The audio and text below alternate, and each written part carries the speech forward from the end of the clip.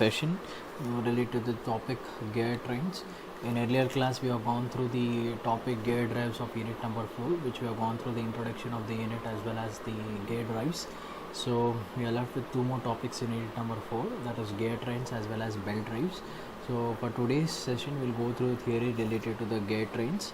And after this theory, I will make a separate video which is related to the numericals for gear trains.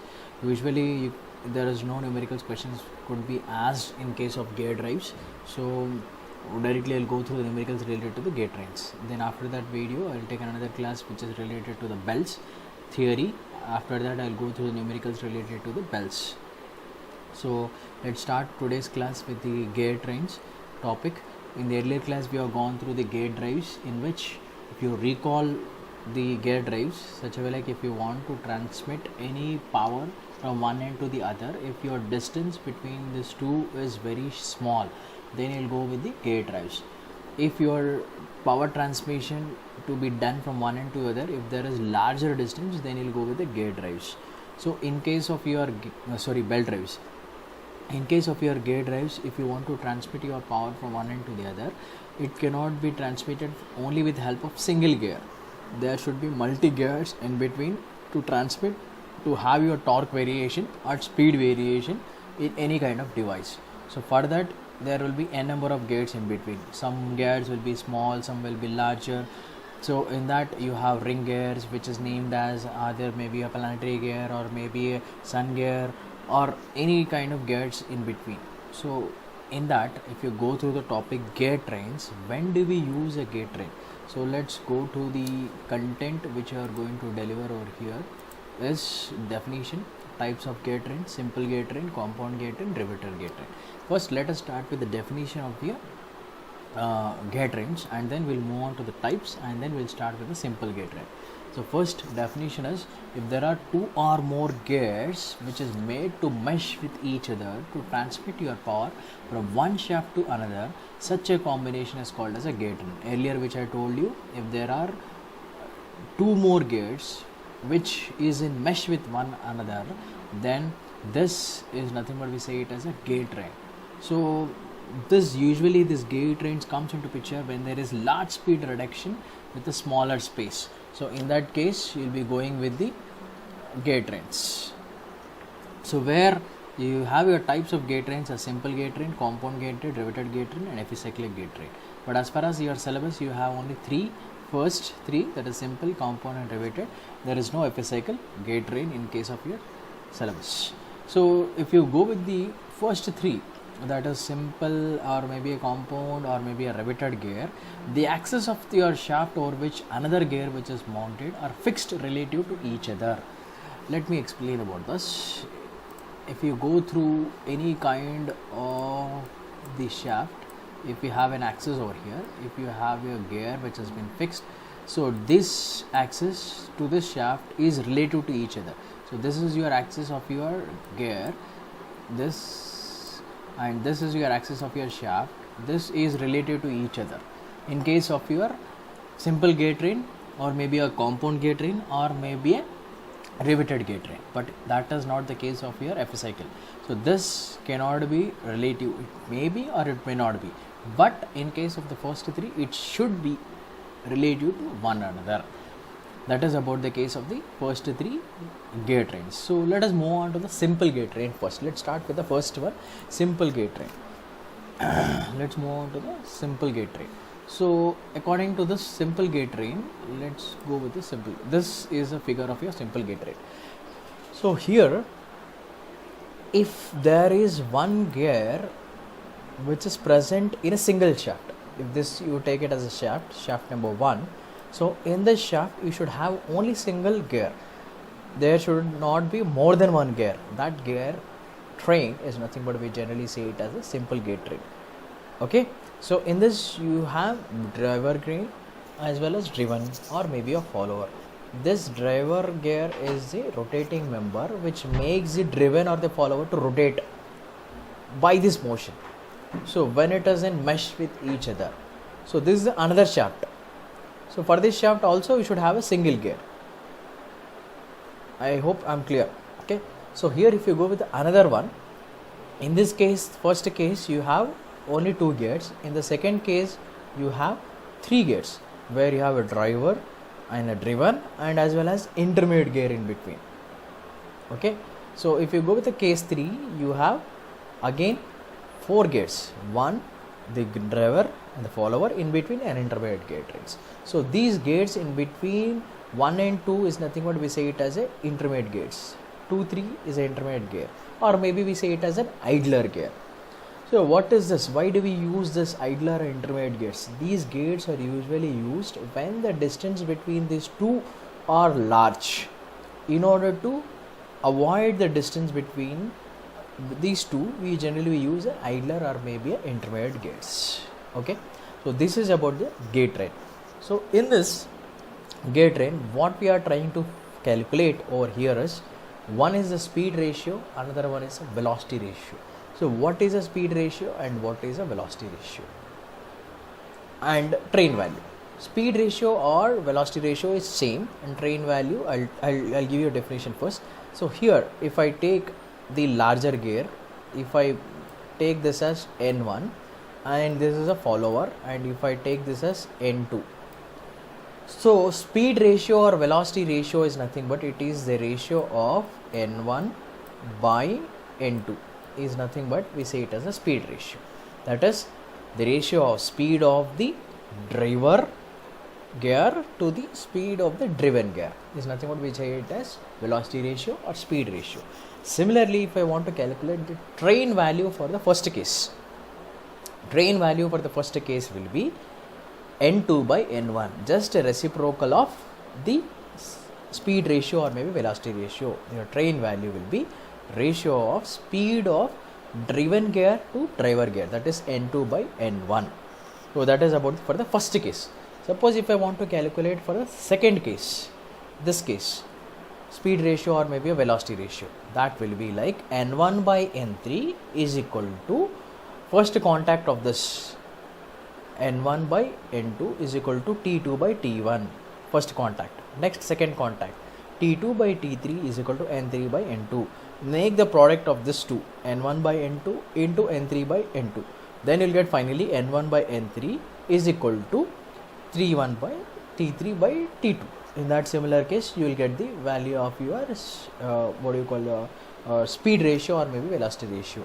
And next, if I go with the third case, N1 by N2, which is in a first contact, is equal to T2 by T1. T2, T1 is nothing but number of teeths of the second gear, number of teeths of the first gear.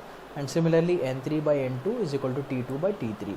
So finally, N1 by N4 is equal to T2 into T4 by T1 into T3. That is your final speed ratio or the velocity ratio.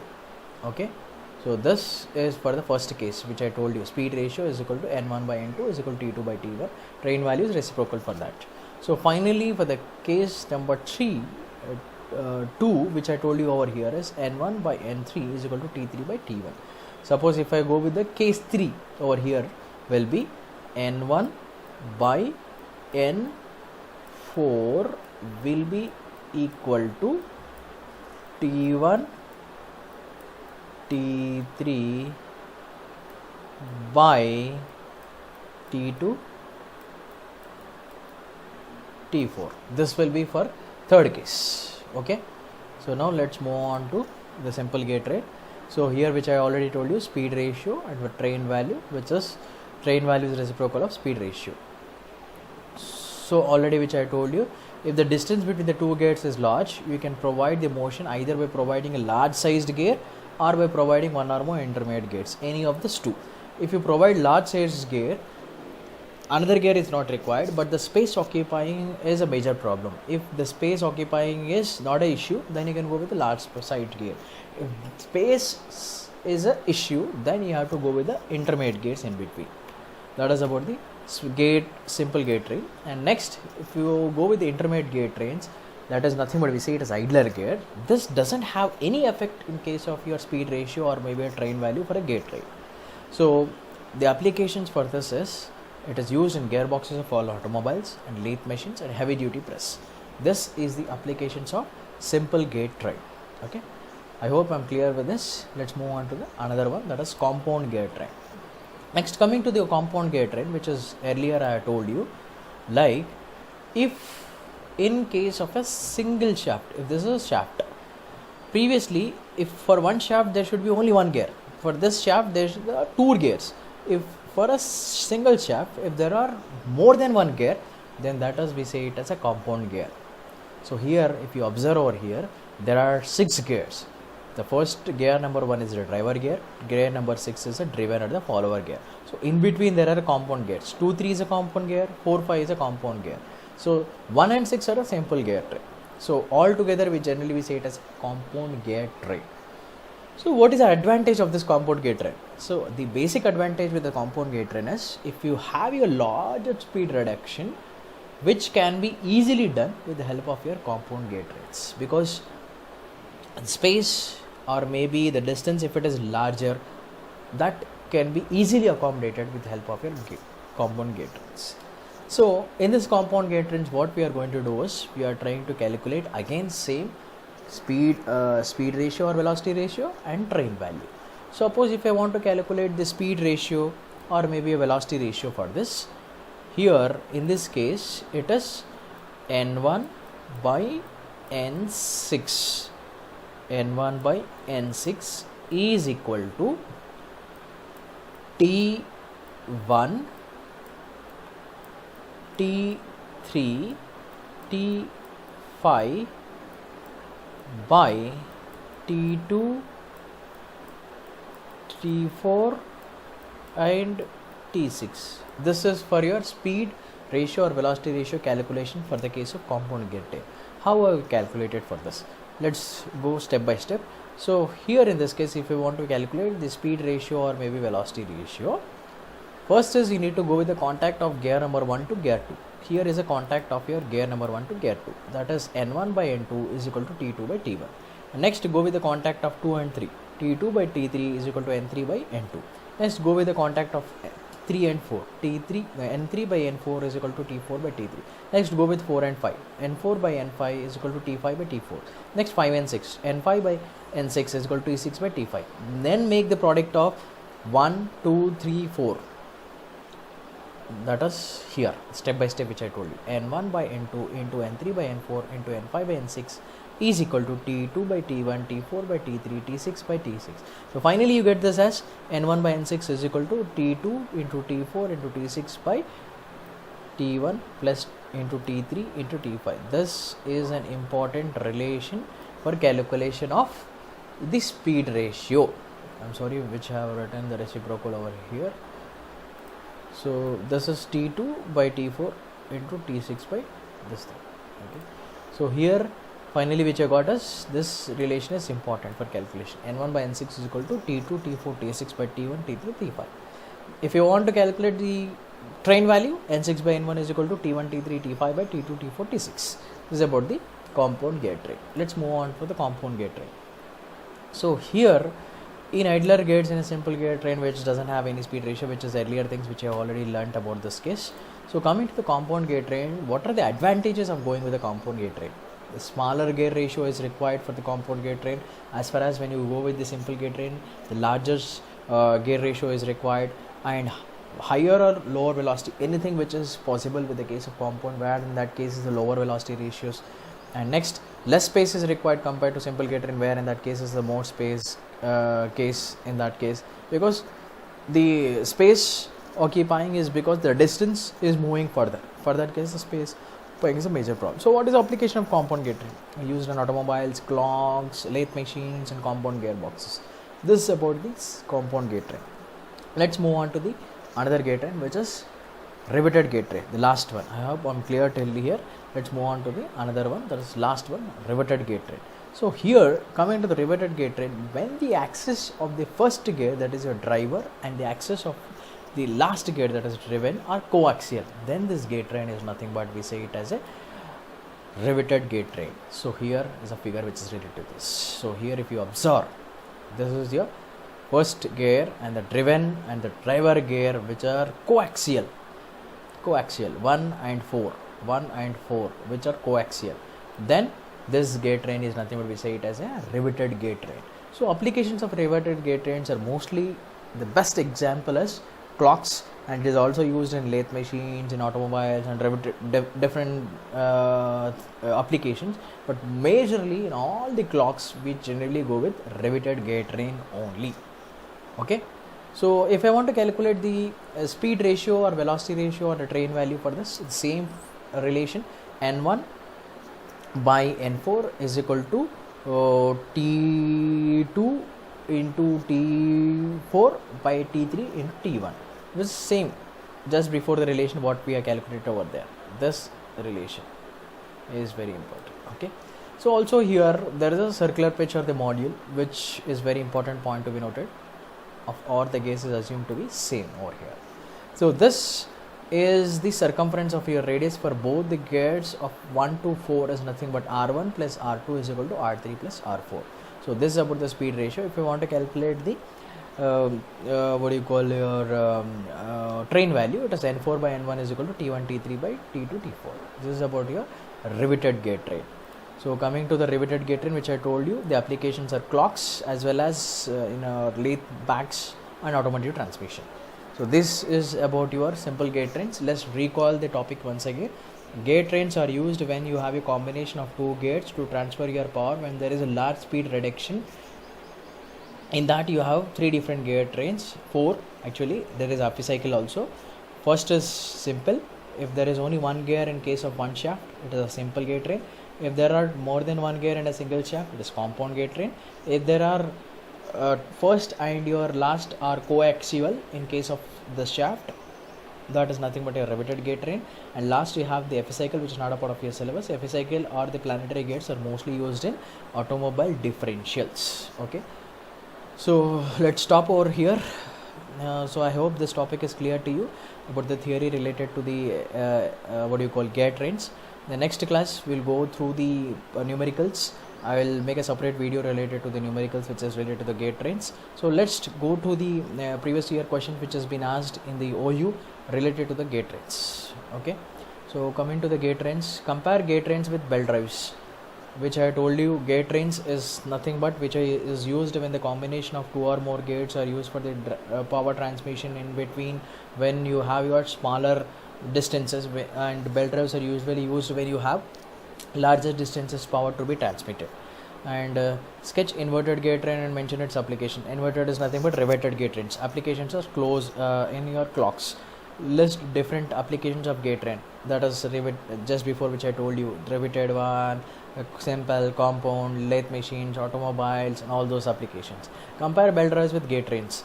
Belt drives are usually, which I told you just before, the same one, the first one which is repeated over here. This is usually asked for 2 marker questions. You can list about 3 or 4 points maximum.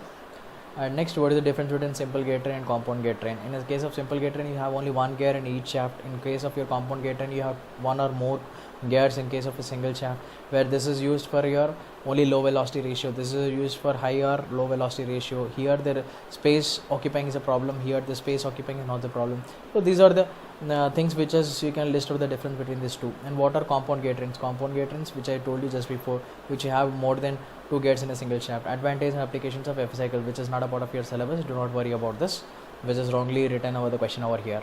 Applications, if even though if it is worst case, if it has been asked, epicycle gate trains are usually used in case of differentials, automobile differentials. Motor merits of gear drive, sketch the simple compound and riveted. Same merits of your gear drive is such a like you have your space constraint. If there's there, then you can go with the gear drive, and power transmission is larger, as well as smooth power transmission and variation of your torque you can have in case of your gear drive. And draw and explain riveted gate train, just before which you learnt. If your first and last gear drive are coaxial, expression for velocity ratio for compound gate train. If you take 3 gear or 4 gear, N1 by N4 is equal to T2 T4 by T1 T3. That is an expression for velocity ratio or speed ratio for the compound gate train. And next, if you go with the long questions, gate trains, write the classification of gate trains and explain the working of gate trains. Simple, just before we are learn. Sketch and explain epicycle gate train. It's not a part of your syllabus again, but even though if it has been asked, you can list out the epicycle gear, which is used in the application of your differential and all automobiles. Sketch compound gate train and derive an expression for velocity ratio, just before what you have done. and classification of gear trains, simple gear train, riveted gear train, all the same again. Write a short notes on inverted gear train. Inverted means riveted gear train again. A short notes on simple gear train and belt drives. Just before what you all learned, simple gear train, one gear and a single shaft, and belt drives again same.